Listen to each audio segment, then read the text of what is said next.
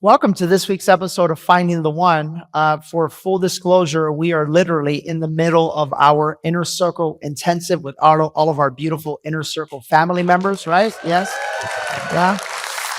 And I kept getting approached by a lot of the women in the audience asking me questions about how money works in relationship, like how it works when I want to be in my feminine, but I know I gotta, pay my bills. I want eventually to find a man that provides for me. Like, how does all of this work? How do you manifest it all? And then in real practical terms, like, how does it work in relationship? How does the issue of money work in a healthy, non-manipulative, non-controlling relationship where there's actually love and flow? And I thought we'd have a discussion about that. Yeah. So here we are. So when I said all of that, what naturally just comes up to you that you feel led to share about the topic? You're interviewing me. Well, no, I just kind of like put the pressure on you. Okay, thanks. Yeah. So you invite me to talk and then yes, all the pressure. Although, yes. Oh, okay. I see. Yes. Okay. Here we are. I think it's such an interesting one, especially talking about women being in their feminine and earning money. And it feels like sometimes those things like, well, if I'm in my feminine and I'm embodying my divine feminine, then I can't earn money. And that threw me for a loop for a long time because I was like, well, if I am like just being and flowing and like, well, someone's like got to do and like go out and like earn money. And then I realized that mastering, let's say, the divine feminine within you, that's one area, that's one journey. But also, you can master the divine masculine in you that feels really healthy and balanced about, actually, it feels really nice to embody my masculine and go out and earn and have that freedom and have that, let's say, power. And then come home and be able to flex straight back into like, okay, and now I get to just be. Yeah. And I feel like we get very confused with these terms of like masculine, feminine, when actually we're very much like an embodiment of both. It's just knowing when and where to flex those elements of yourself, right? Yeah. So yes, there's going to be a clash of you come home and I'm like still in my masculine and you're in your masculine. And then it's like, okay, this feels fucking awkward. Yeah. But if I learn that I can flex my masculine when I'm working and I can come home and switch into my feminine, and that's a safe place to be, then the dynamic works. Yeah. I would like to add to that and say that I feel that Instagram in particular, and maybe even me, has created this major division between like the masculine and feminine. And I want to remind all of you that that's not the goal. The goal is not to be in your feminine. The goal is not to be in your masculine. The goal is to be the highest, most authentic version of you. That's the goal.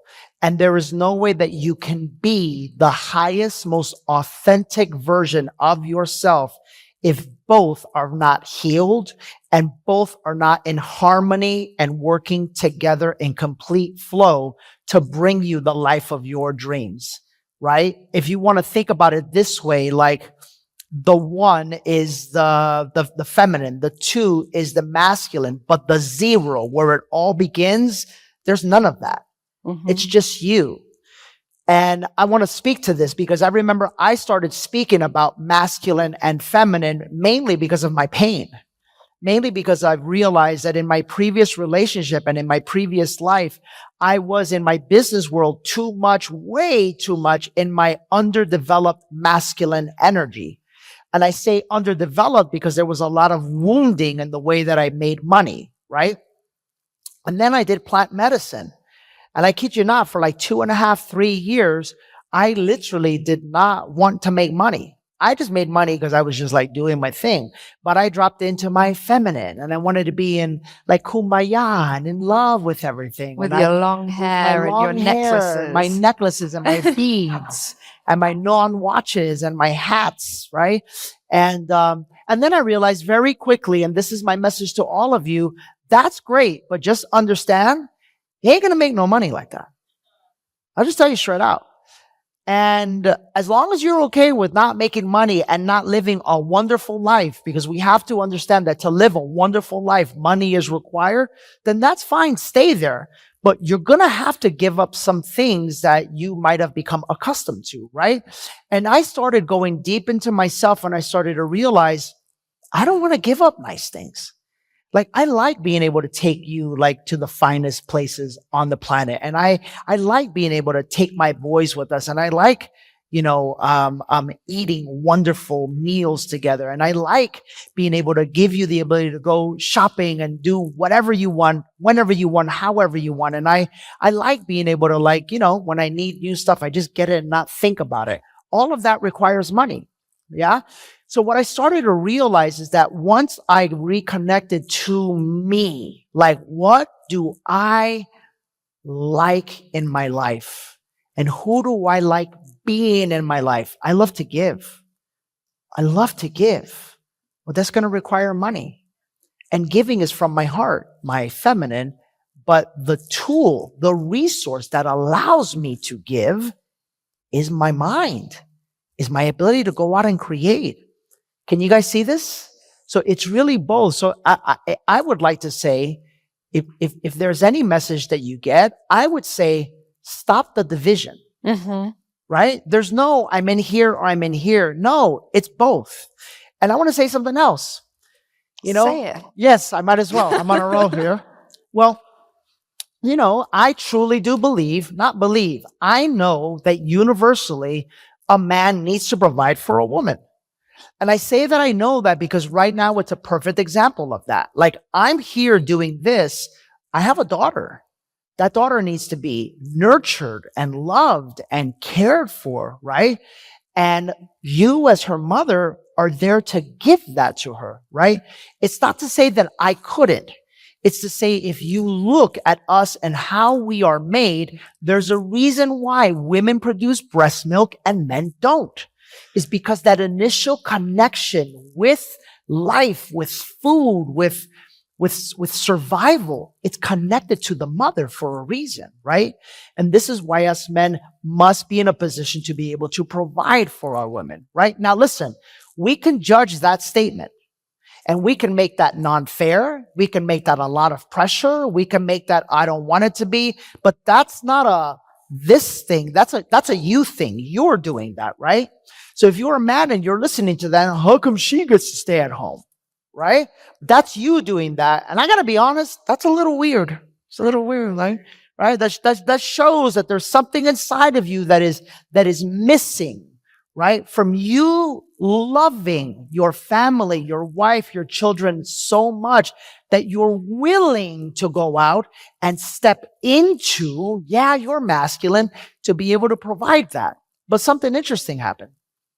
Like, I believe in you so much and I love you so much that I think you are literally a superstar. I literally do. I see the way the world interacts with you. I see how you are when you do your yoga. I see how effortless you are in everything. The things that cause me, like a lot of work, it just comes out of you when you think about it. And I think there's a place in this world for you to make an impact on a lot of human beings, right? So we got 6-7 months into the journey and I'm like, all right, well, come on, get out there. Go do your thing. And it wasn't 6 months. Well, how many? It was months at least 2. At least 2. Okay, whatever it was. But I found there's like a sexiness. There's an attractiveness in your woman embodying her power, her gift, her purpose. Yeah. And I started to realize is that I was missing that part of you. And that's where I think the dynamic started to really change. And then as a man and as a provider, I said, how can I support you so that you can go and step into your power again? And what was that like for you? And what was that process like? You said so many things. Did I? Yeah. Okay, we'll go for it.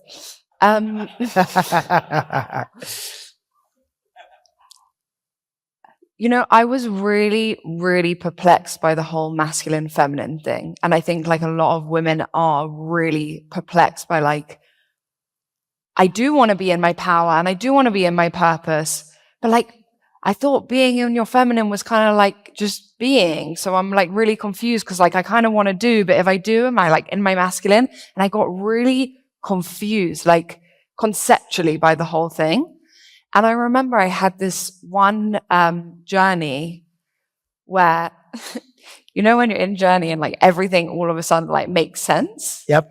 And I literally saw half of me, the right side of me is my masculine and half of me is feminine. And I just like all of a sudden, like this hand's here, like my masculine, this side's here is my feminine. And I was like, but they like, when I do this, like everything flows together.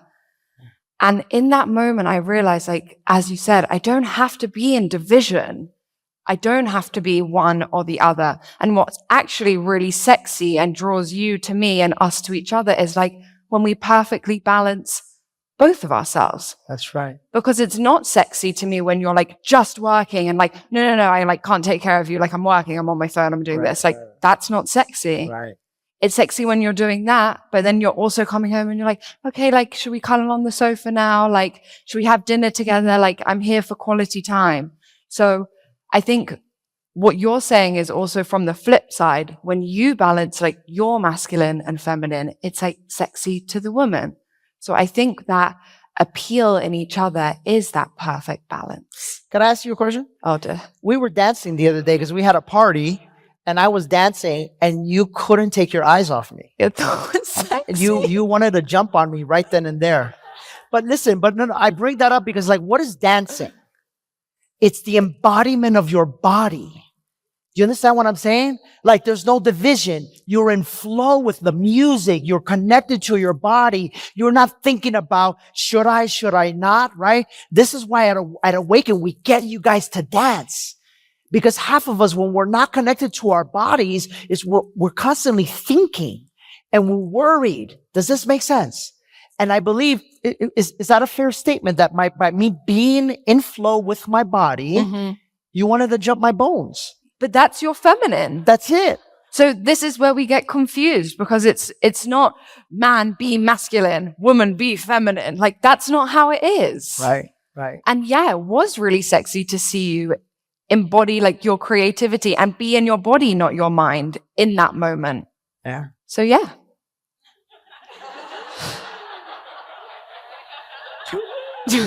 What's happening?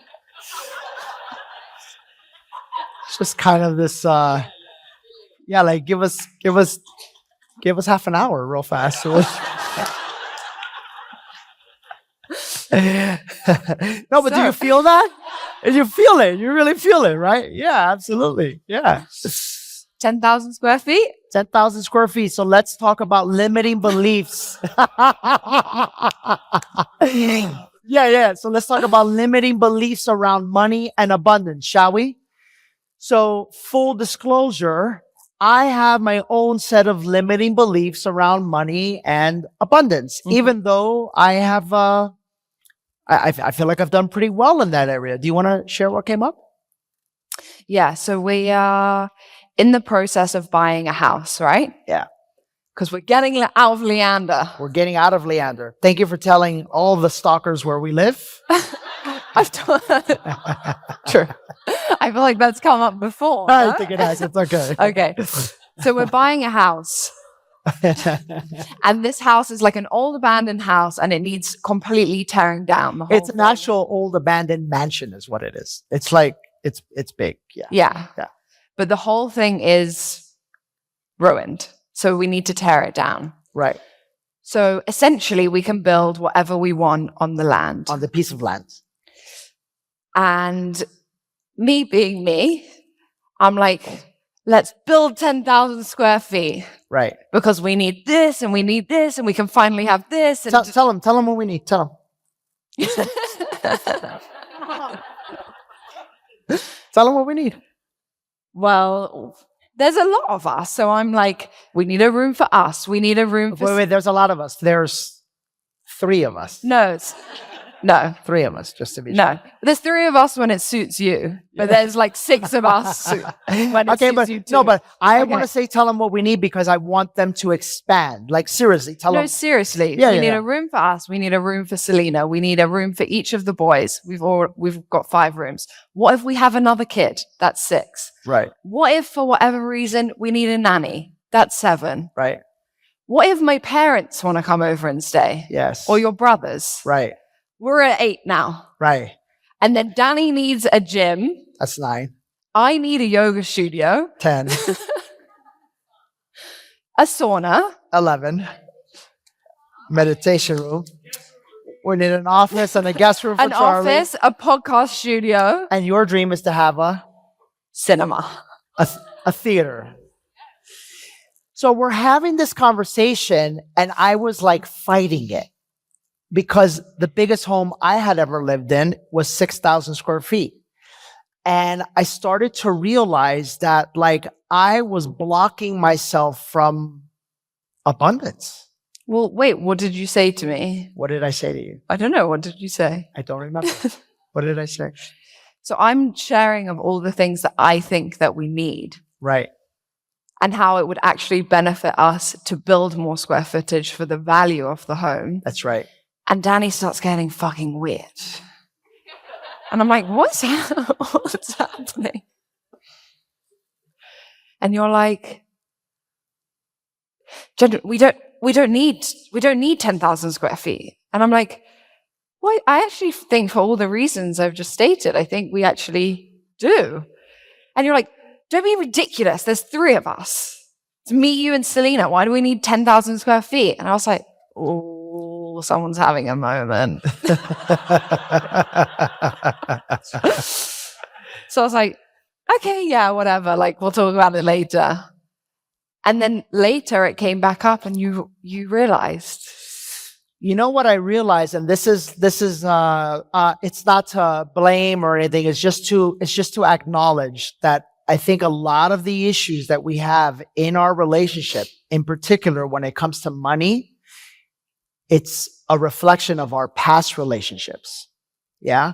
So in this case, all of my limiting beliefs, not just from my parents, but in my past relationships came up. And I saw that, here Jen was literally trying to pull me to a new level of what was possible in our home. And I was the one that was fighting it, right? I was the one that was restricted because I realized when I did that in previous relationships, I felt restricted. So how many of you can see that sometimes there's an imprint, right? There's like literally a little microchip, if you can envision it, from your past relationships where you were treated or where you were not seen or where you maybe didn't feel like in connection based off of your dreams and your visions. And that became, you allowed your own self to become limited. And as a result, you allow yourself or don't allow yourself to see what's actually possible for you. And sometimes you get into arguments over this stuff because your partner sees that something else or something bigger or something greater is available, but you're still stuck on stupid. Where's my friend in here? There she is. We're still stuck on.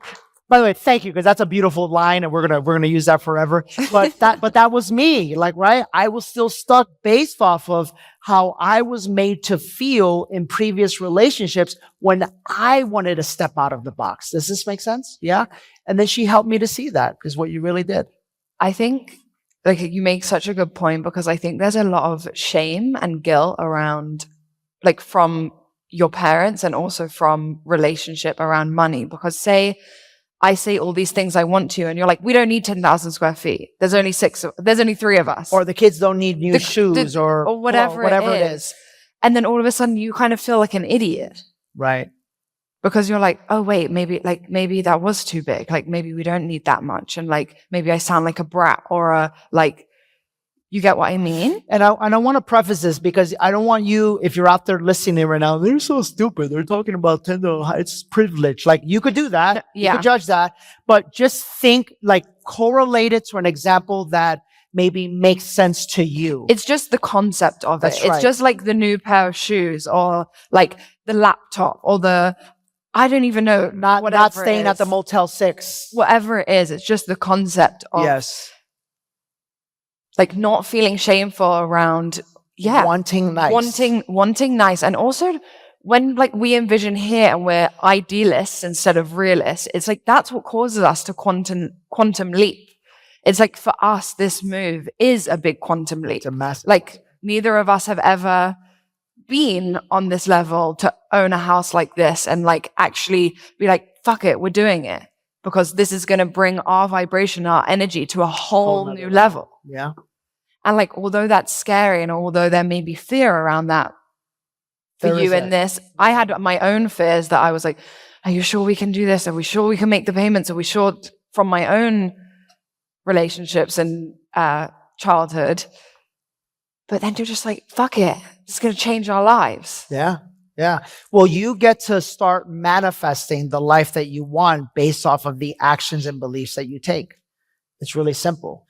It's like, are you going to live a life of abundance? Really, you know, it's great to listen to podcasts. It's great to go to seminars, right? It's great to hire the coach, right? But then like in practical matters, are you going to live a life of abundance? Or I say this from love, are you going to die and not experience all that life has to offer? Like really sit with that because it's a choice, right? And then if you declare that you are going to live a life of abundance, then what starts to happen is you start to declare what abundance looks like for you, right? Which that's a whole nother rabbit hole because some of you limit what you think abundance is to keep you in the small self, right? So you lie to yourself and you say things like, I don't need that or whatever. Like really look into that. Really look into that. But eventually you get into a place where you have all of these visions for your life, for your business, for what we're talking about here in this room. And just like Robert Edward Grant said yesterday, right? It's like the greatest way to manifest something is to live like you already have it. To start rewarding yourself like you already have it, like you're already living in it. Yeah? And that's how things start to appear. Mm-hmm. Does this make sense, guys? Yeah? And then I want to talk to you about now in relationships. Mm-hmm. Like when it comes to money, you've been in a lot of relationships, like many, I'm going to say in this case, women have, where maybe there wasn't that financial care, right? What has this shift felt like for you? What has this shift done for you? And in many ways, can you go backwards and see how your thoughts, feelings, and emotions, maybe your love for yourself is what brought you into this type of an environment? Could you see that? I remember with us for such a long time, I would feel so awkward when you bought me anything. Because I had just never experienced, like, I don't mean dinner. I mean, like, if we were at a store and we were both buying clothes and I would like always have my card out, like awkwardly ready, like, no, I've got it. Don't worry. I've got my stuff. And you were like, what are you talking about? Like, it's fine. And I think literally until probably like 6 months ago, even in the early days of Selena being born, I would feel like I had to like ask permission to buy like a baby monitor or I don't know, because I had never experienced just being, how do I say it? Together in, I do this, you do this, but it's fine. Like you have the same freedom with our money as I do, but I always felt like I had to ask permission. Where did that come from? I think as a kid, it was like, you know, when you have that experience where you really want something and someone tells you no, well, I'm like stubborn as fuck. So I'm like, I'm never gonna have the experience where someone else can tell me no. So I'm just like gonna start working at 16. I'm gonna make my own money. And then if I want the dress, no one can tell me no. So can anybody else relate to that, by the way? Yeah. A lot of women here. Yeah. So I think you get into this space, and I don't want to say it's like label it as like hyper independent but you get into this space where you're like, I don't want to have to rely on anyone else to buy me anything. But the kind of shadow side of that, I suppose, is that when you do get into a healthy relationship, it's like you then actually put yourself in a space where it's very difficult to receive. Because even though you may not have intended to, you have become very hyper independent. And so with you, it took me a long time. I think I would project a lot of things onto you, like, no, but you're weird with money. And you'd be like, no, I'm not. I'm like, yeah, you are. Like, you don't let me get stuff that I want. And you're like, that never happened. Yeah. I'm like creating stories in my mind. Well, then was that a way of you living in your past relationships? And by the way, do you now, looking back, see, because life on the outside is just a projection of life on the inside, right? Could you see how you maybe attracted previous partners that quite frankly, that didn't believe in maybe providing and caring for you in that way, which was caused by your own need to be hyper independent? Yeah. And to flip that on its head a little bit, it's like, I don't think I ever gave my partner the space to provide for me. Wow. So it's not always that I attracted someone that didn't want to provide. I did attract a lot of partners with like some strange money issues, I have to admit. Now I think about it. Can you give us an example? No, I can. Can I tell you why? Because to us it's normal, but like to them, like they may think that they're like, I tell you, because we've coached a lot of people, and there's a lot of people with very weird manipulative money shit. Mm-hmm. And I think the more that we talk about it, people go, ooh, and it could reflect back and go, wait a minute, like that's me, and I gotta work on that. Like, yeah, because love is what we want. Like love, we want to be free to love. Yeah. So I think the perfect example is take like this house situation. When I was buying my apartment with my last partner, I was on the phone to him every 5 minutes, trying like desperately to bring him up to my level. Because I knew, very similar to this, but on a different level, I knew this purchase was going to like elevate our lives tremendously. Because just being in the energy of, I truly believe like when you're in the energy of somewhere like luxurious, it's going to elevate like your whole life to kind of meet it. Absolutely. Right? When you walk in the doors and it looks beautiful and you feel great and the people around you are abundant, it makes a huge difference. Sure. But what I was trying to do was bring him like up to my level. And that was so unbelievably painful for me, because it was like every 3 minutes, but Jen, I don't think we can do this. I don't think we can do this. It's not happening. We don't have the money. I can't do. And I'm like, we can. We're going to pull from here. We're going to pull from here. We can do it. Like, I know we can. But it was like that every day for like 3 months on the phone. And I feel like when you're in a space like that, it's great. Like you're pulling someone with you, but you don't want a partner that you're constantly like uphill battle. Like I wanted to be with a partner that pulls me sometimes up to his level, and we do this and we help each other grow. Yeah.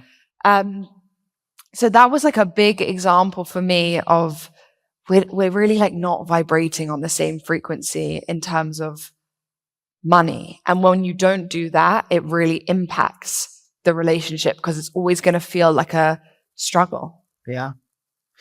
How have you been manipulated with money before?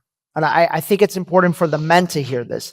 Looking back in comparison to what this feels like, and then I want to go into this, but how have you maybe been manipulated with money in past relationships that you might have just accepted or thought was normal, but now you can see is very unnormal? Like I remember with like Sunita's baby monitor, we were just laughing about the fact that you got the cheapest version or the cheaper version, or you wanted the one that was on the phone.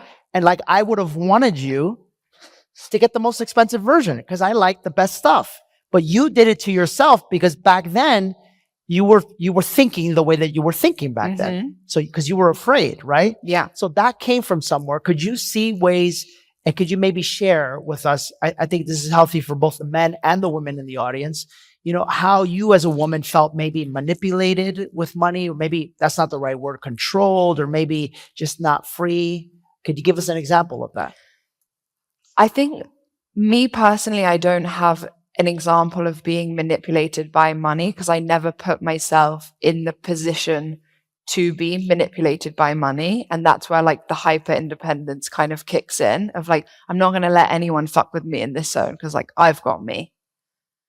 Then what was the price that you had to pay for that energy when it came to love? Could you see that? Well, just two people being very masculine all the time. Yeah. So what was missing that your heart truly craved? Being in my heart, being able to drop there, not being here constantly, and like fending for myself and being in survival. Like I have to do this, this, this, and this. Otherwise, like I'm not going to survive. Do you think that, like, one of the things that caught me off guard was you said that you used to dance a lot as a little girl, but like none of your previous partners ever like danced with you at a party. And then you just kind of got like used to like, that's how life is. I guess, like men don't dance. And I think that's part of why there's this attraction, right? And I did that myself, like in many ways, where you just get used to like not living in your truth. And that part of you like goes away, right? Could you see how that's maybe an example of that? Of how your love for dance wasn't able to shine? Yeah, I think naturally we're just always trying to survive. And that survival need is sometimes the thing that programs us to not be in our heart and like not be in our truth, really. Because like if we think little girl Jen, little boy Danny, all they really want is like love and joy and fun and abundance. Yeah. Like they're not bothered by this like mind stuff. So yeah, then real life comes along and we learn to survive.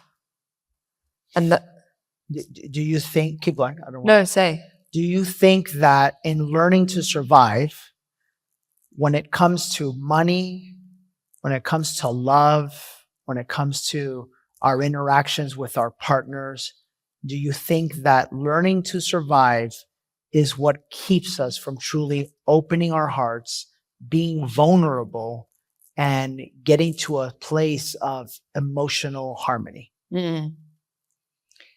When I think that's the exact word, it's vulnerability.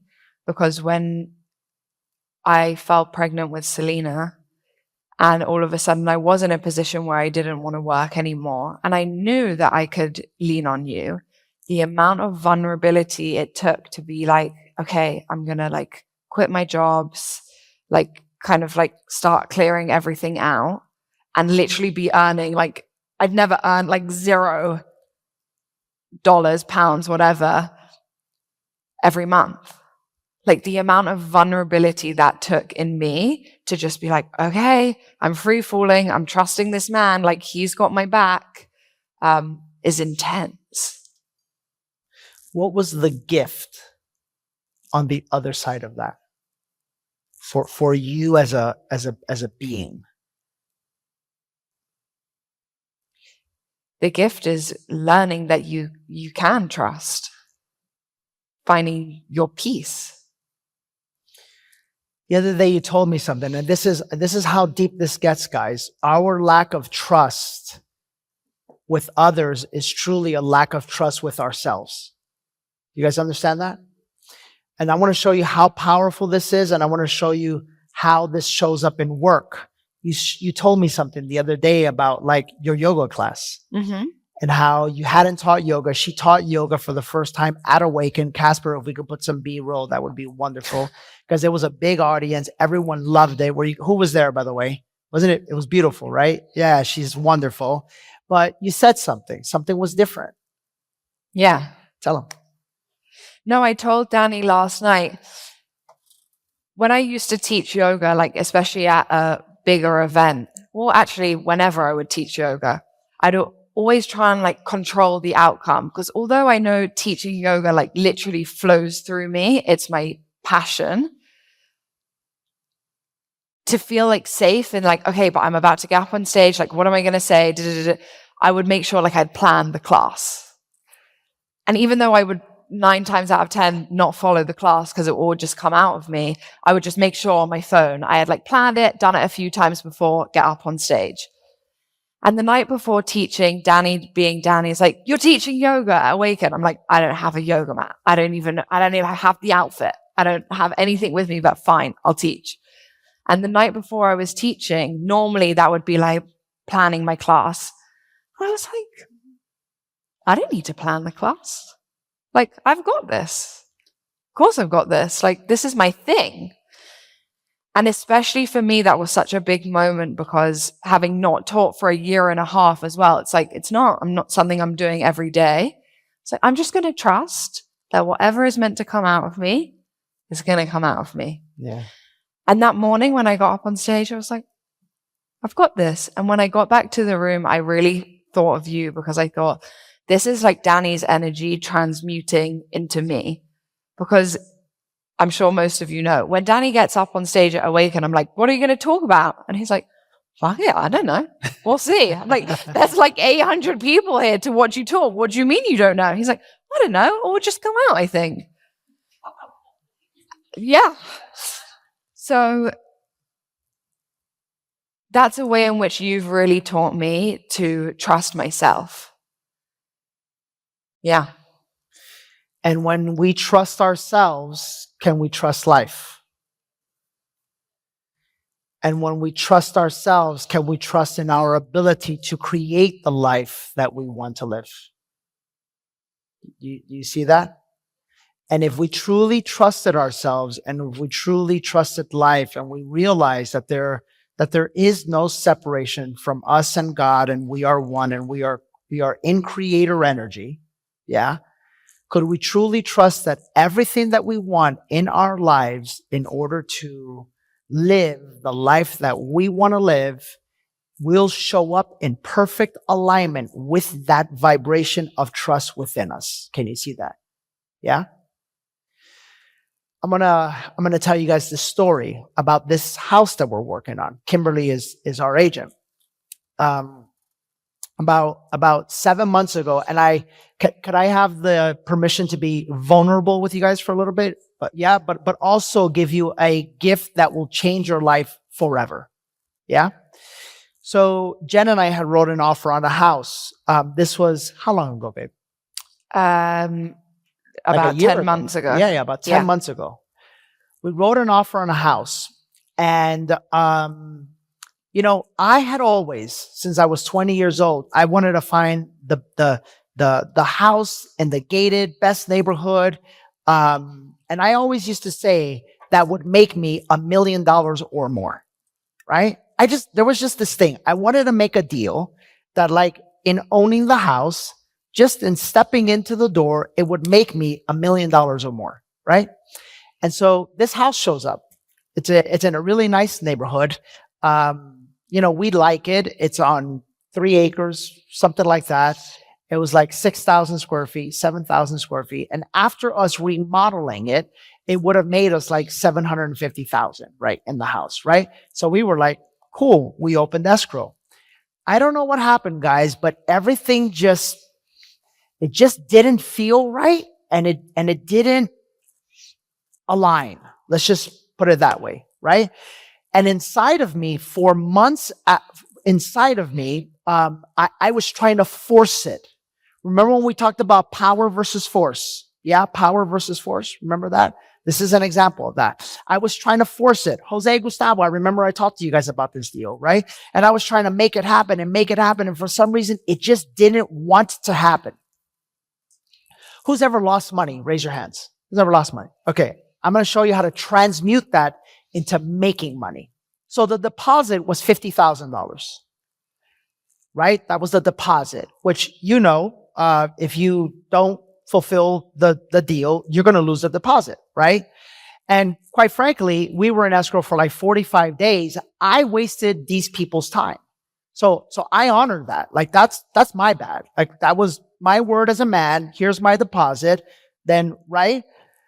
But I said, listen, part of it was their doing, the bank. They were being a little, so I said, why don't we split it? And if not, if you don't think that's okay, just take the whole deposit. I'm not attached to money like that. We'll figure it out, whatever the case may be. Sure enough, they said it's okay. But then it still stung me. Like losing 25,000 is losing 25,000 bucks. Like that's gonna bother you. So here's how I transmuted it.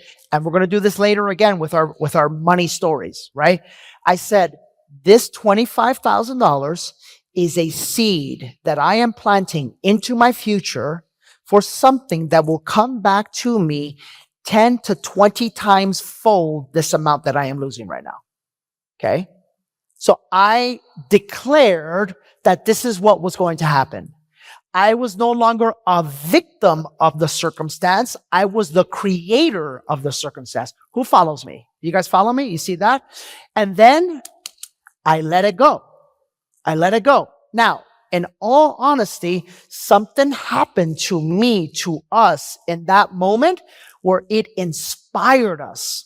It inspired us to change some things about our business, about our life, right? And like, it truly was a blessing in disguise. Mm-hmm. We decided this was like the third house we were on offer on. Right. We'd had a journey of houses before we got to this house. Right. And both of us with this one said, we're detached. If this is going to be our house, this is going to be our house. Yeah. And both of us we both took a back seat. Yeah. We were like, I'm not going to look on Pinterest and design the house in my head already. You're not going to chase every day to see what's going on. And funnily enough, the people took like, what was it, Kimberly? Like 10 days to reply, right? And we were at peace. We were, it's all good. It's all good. No It's problem. coming to us, all good. Yeah. And there it came. And we're right there. We're like right at the finish line. But could you see how we manifested that, right? From, listen, I'm going to take this negative or what could be perceived as a negative, and I'm going to decide, I'm going to trust, right, that I have the ability to make it mean something else. Mm-hmm. Instead of losing, I'm now gaining, right? I'm going to win. And you guys have the power to do the same thing. Yeah. So my final question before we open up maybe for some questions is this, like, let's talk about the nitty gritty of money and relationship. Mm-hmm. By the way, not the way that, like, not to say that, like, we did it is the right way, but I want to throw this out there. Like, number one, we just got married. We did. Did we sign a prenup? Oh, that was interesting, wasn't it? No, we didn't. It wasn't too interesting for me, but it came up. It did. Yeah. No, it came up. It came up when we were signing the documents of the other house. Yes. Is when it came up. Right. Yeah, when we came to sign the documents of the other house, I think you had this moment where you said to me, so is this house going to be like in our name? Like you're also going to be on the documents? And I was like, well, should we talk about it? And I think we both came to a place where we both see so much value in ourselves that the concept of signing a prenup like doesn't even make sense to us. No. Because I know my value. And I know my value, but I know the value that your mere energy brings to my life. And vice versa to me. And to me, that is absolutely priceless. And I thought to myself that if I was going to go into a marriage signing a prenup, then I might as well not even get married. Mm-hmm. Because where's the trust? Because where is the trust and where is the love? Mm-hmm. Where's the love? It's like I'm an abundant being, and abundance doesn't have limitations. And if I truly feel, I had committed to myself, guys, I said, I will never get married again unless it is my soul's mate. So then I had to go out and become my own soul mate. And I said to myself, if I truly feel and know that this is her, there's nothing there's no plan B. There's nothing to sign. There's nothing to protect against, because I am yours and you are mine. And that's it. Se acabó. Yeah. Yeah. When I realize what has happened in my life ever since Jen showed up into my life, how much I have changed, how much I have grown, how much I have healed, how much I have allowed myself to go through that process. And as a result, what that has caused, even financially, energetically in my life, it's like, how could I put a price tag on that? Because it's infinite. Do you understand what I'm saying? Like what you can create as a man when you stop blocking love from coming into your life. Because I'll tell you, she wants to give you the love. It's you in your mind that doesn't allow it to happen. What you can create as a man when you decide to let go, when you decide to bare your soul, when you decide to say, it's not mine, it's really ours. Just watch us. Just watch what we create. Watch us. I always tell you guys this is I don't have a degree. I don't have a certificate. I don't have a science background. I don't have a title. Many of you don't know what to call me. I'm me. I'm a human being. And my certificate is my life's results. That's it. So just remember this podcast and watch in 2 or 3 years what happens. Just watch. Just watch what happens. And you'll realize that like real love has no boundaries, and real love doesn't need a prenup. And I'm going to say something to all you Instagram fuckers out there. Oh, God. Because we live in a culture where like men love to use this word simp. Like simp. That's a like very a loser. it's like a loser. It's like I'm a loser because I'm in my heart, right? And my challenge to you is this. Any man that would actually use that word is actually using that word because deep inside he feels like a simp himself. Yeah? So my challenge and my reflection is this, is like, if for you to really look at like when this bothers you, then maybe the issue is not in the fact that I didn't write a prenup. Maybe the issue is that deep inside your heart, you're afraid to open it and allow love in. And your deflection is this word, simp, because that makes your ego feel better about the state that you're in. Maybe, just maybe. I don't know. Just think about that, yeah? But what did that all feel like for you, that process? I feel like you hit such a good point in that I think a lot of women feel unseen in the value that they bring to a relationship that may not be monetary, but that is causing a monetary outcome. Because if we think about life, we think God, women, men. Like women are the closest thing to God. Women can create life. Women are our creators. So when the man thinks he's like, I'm the one that creates, I go out, I make the money, I do this, like your woman feels so unseen in all the creator energy that she's overflowing unto you. That's allowing you to go out and make the numbers. That's right. So the amount of abundance you're actually blocking for yourself by not seeing your woman, the only thing she wants is to be seen by you. Thank you for providing this energy for me. Thank you for doing all that you do. Thank you for pouring into me. You're blocking yourself from abundance. Yeah. And each other. That's right. So it's like, if you want to tap into one of the most powerful creator energies you can tap into, like tap into your woman. Wow. Now, hang on. My challenge to the woman, it was interesting. We were on that boat in Miami with Yuli. Oh, yeah? And Yuli's like, you're never going to guess what happened. And I'm like, what's that? He's like, I was dating this girl and she brings me your video to try to tell me that my job is to provide for her so she can go shopping. And I'm like, number one, that's my best friend. Number two, that's not what he means.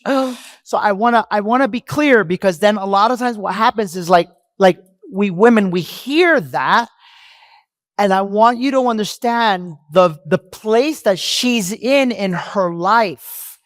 You get that? The power that she's in her life, the life force that she's in, the integrity that she's in her own life with her own being.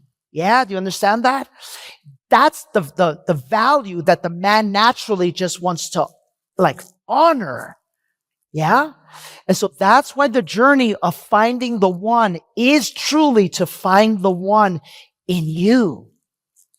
Yeah? It's to find the power in you. Because if you think that the message here is like the guy should provide or not sign a prenup so that you could then turn around 10 years later and like take everything, or you can go shop for your Fendi bags and your red bottom shoes and and take your pictures with your ass and your boobies and I don't think you get it. I don't think you get it. You understand what I'm saying? It's understanding that your value is not on the outside. It's not in the purse. It's not in the car. It's not in the shoes. No. Your value is on the inside. Do you get it? And that energy that Jen brings to my life, I genuinely, I couldn't even put a price tag on it. This deal that we just told you about would not be possible if it wasn't for our love. Right? And one more thing, men, I have to tell you this. The quickest way to sabotage your current relationship and the quickest way to sabotage your financial ability and the quickest way to cut off the flow of abundance in your life is to not honor your previous relationship. If you have children, if you have a baby mother, if you have an ex-wife, if you have an anything, please listen to me. You cannot step into the frequency of love and abundance in your current relationship if you are dishonoring the life and the energy that your previous partner gave you. Do you understand what I'm telling you? Do you understand how powerful this is? Like, you want to live in fear? Living in fear is blocking off your previous children, your previous partner from what is owed, from what they deserve. You want to live in abundance? Allow that abundance to flow. Because when you're an abundant being, you're not thinking in the past. You're thinking in what's yet to come. And everything in life has been perfectly orchestrated. Yes, even our ex-partners. The ones that we don't agree with, the ones that we don't like, but the ones that gave you your children, the ones that gave you years of their life to you. There's value in that, and there was a lesson in that. Even if the lesson was, I know what I never want to live ever again, then that's what brought you this, then you know what? You thank and you honor that. You get that? And I think that's one place where men are really messing up, is that we have these women who are single mothers who have these children who do not have the financial capacity and means to be in peace within themselves.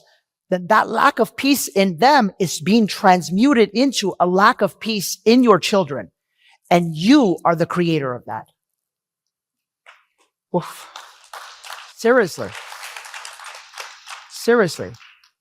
And I can only say that because we're here, because I know I know my ex and my kids, they're good. And even when I don't feel it's fair or whatever, even when I give more than enough money, even when I go and the kids need clothes, as a matter of fact, we getting home, I'm taking them shopping for whatever they want.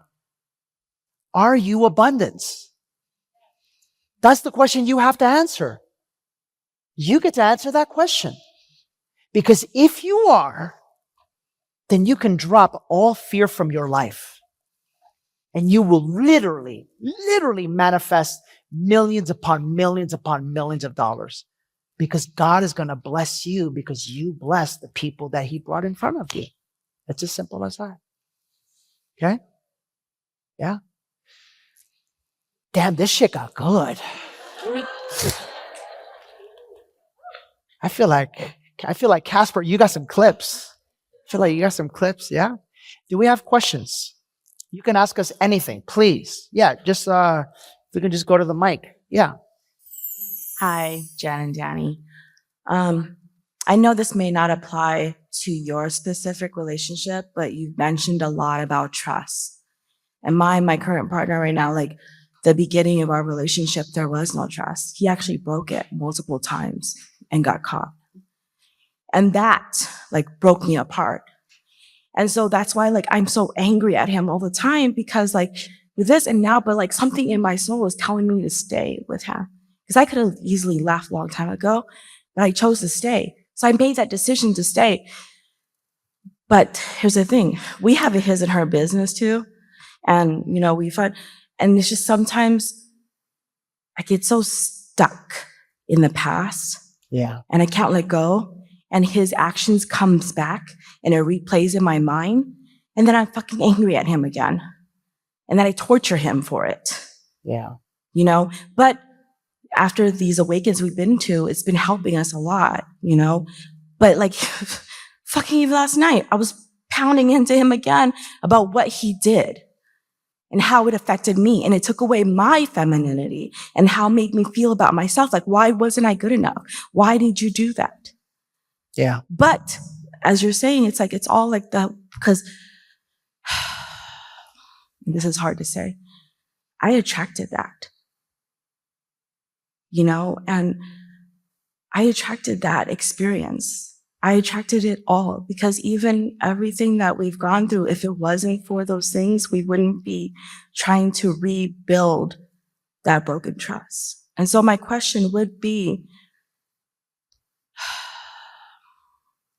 like, how to trust your intuition and not feel like a chump or a simp in the male-female version form, like, you know what I mean? Like how to not go against that intuition that you made a decision to stay and to fight for it and not feel because of all these outside voices that tell you that you're fucking stupid. Because if I tell anybody that I got cheated on and he caught, the first thing anybody would tell me, you need to leave him. But I don't want to leave him. I want to stay and make it work. So the question is like, how do you go with your heart without not feeling the outside voices telling you that what you're doing is wrong? I want you to understand that everything that happens in life, it happens because deep inside of ourselves, we feel that way about ourselves. Yeah? Mm-hmm. And I want you to not only receive that here, but I want you to receive it here. Because a lot of what you said, both from his actions and the actions and responses of others, sound a lot like a life that is being lived from the outside in. Yeah. Could you see that? Mm-hmm. Yeah. Which is normal, which is where most human beings live prior to the awakening, prior to the healing. And I love you for this because you first came to Awaken in Miami. You have softened so much that what's happening right now is very scary for you because you're letting go of all of this and you're returning to your heart. Yeah? The answer to your question has nothing to do with your partner. The answer to your question has nothing to do with what anyone else says. The answer to your question is very simple. Do you choose to live a life of peace, love, acceptance, and surrender? Yes or no? Yes. Okay.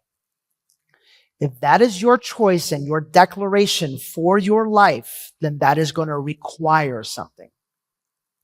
It's going to require a sacrifice, an energetic sacrifice, a purging of what no longer serves you. Yeah? In this case, if you choose to live a life of peace, love, and abundance, then you can no longer hold on to the pain that was transmuted when he did what he did. Because I can guarantee you, and this is the hardest thing for us to realize as couples, no one ever cheats on anyone by their own doing. You understand that? It's always both. It's always two people that come together to create something. Yeah? And one person ends up feeling like the victim in the situation. But if you look closely and you ask yourself the right questions about who you were being in the relationship, about who he was being in the relationship, the key is to no longer live in separation and victim energy. He didn't do anything to you. You did it to yourself. And that's the hardest pill to swallow. But ownership in life is the only way that you can ever live in peace, love, flow, and abundance, because anything outside of personal ownership will always leave room for someone else to do it again, or for someone else to tell you how they feel about how you're living in your life. Mm-hmm. Because in reality, the chaos that is happening outside, I tell you this because I've been there myself, is just a reflection of the chaos that lives inside. Do you feel this? Yeah? When you feel peace, acceptance, and the love for self, when you heal those parts of yourself, then the natural outcome of that will be your partner will begin the process of healing those parts of himself. And as you decide to stay together, your energy together will unlock the healing ability within each other. But a commitment has to be made. If you're in, you're in. Yeah. And if you're out, please listen to me. You're out. Yeah. And once that commitment is made, let's say if I cheated on Jen and Jen were to come to me and Jen were to say, but you did this, then brother, then I in my masculine can look at her and say, baby, you're right, I did. I love you. And I promise to never do that again. But from this day forward, we have to make a choice. It's either we're going to live in love and the now, or fear and in the past. And I am committed to living in the now, and I am committed to being your partner. But part of that commitment is no longer allowing either of us to step in the past. So which was it going to be? Because I love you enough to let you go, but I also love myself enough to no longer live in this chaos. Because the guilt in you, brother, is not allowing you to step into your power to say what you need to say as well. Does this make sense, guys? Yeah. How does that feel? How does that received? I'll be honest. Sure. And I always have been. That's why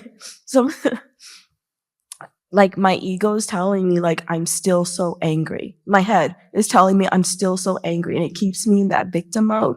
But my heart's telling me like I just want to be happy. That's it. And I want to be in love. And I see a great future. Like ever since like the Awaken, he went to New York. Oh my God, incredible things has happened. Yeah. And I've always seen it in him. He just never saw it in himself. And he just did stuff to like self-sabotage, you know, because it wasn't. And finally he just kept like when he walked into Awaken, like unknown what it was going to be, you know, and it just completely changed us. and he's like slowly stepping, but it's still baby steps. But what it felt in me is like, it's okay. Like those things happen, but you have to make a decision, and my decision is to stay. Then with that decision, I'm going to challenge you. Okay? To never speak of it again. And listen, I'm telling you this because I love you. Yeah. If you're not willing to accept that challenge, then leave the relationship right now. Because all you're doing is creating torture and pain for yourself. Yeah. And that's the deeper issue. Yeah. The relationship is just a reflection of how you feel inside. When you're willing to let that part of you that constantly tortures you inside die, your heart will open, all will be well. But you've got to make a decision and a commitment. And it's got to be a firm one. Yeah. Okay? Thank you. Thank you. Thank you. Yeah. Baby, I'm sorry. I didn't even let you answer. That's okay. But do you have any? What's coming up for me is it's like when we choose to hold on to these things, we actually make a choice to torture ourselves. And if we're making that choice, it's like, well, why? Because when you tap into your power, your heart, your intuition, and you say, okay, I know what I want, and I want to be in this relationship, or I don't want to be in this relationship, like the mind shit goes away because I know what I want. And no matter how painful and how much hurt it caused me, I'm going to put that to the side because I know what I want and I'm ready to, as you said, be in the present and move forwards. It's like often I hear people say like, I can't be in another relationship because I was so hurt by the last one. Like, are you going to live your whole life never experiencing any kind of love, peace, and joy because of what happened In the past. Yeah. And that's a decision we have to make ourselves. No, fuck that. I'm going to live in peace, love, and joy because I deserve to live in peace, love, and joy. And then the partner is just a reflection of that decision. Thank you. Thank you. Final thoughts? What are our final thoughts? I don't know. I just feel grateful for this. Yeah. I feel like a lot came out, and I feel like there's even more questions, but I feel grateful for this moment because we weren't even planning on doing this, and we were just in flow. Yeah. So thank you, babe. Thank you. Thank you, guys. That's this week's episode of Finding the One. We will be back next week with another episode, and we'll see you then.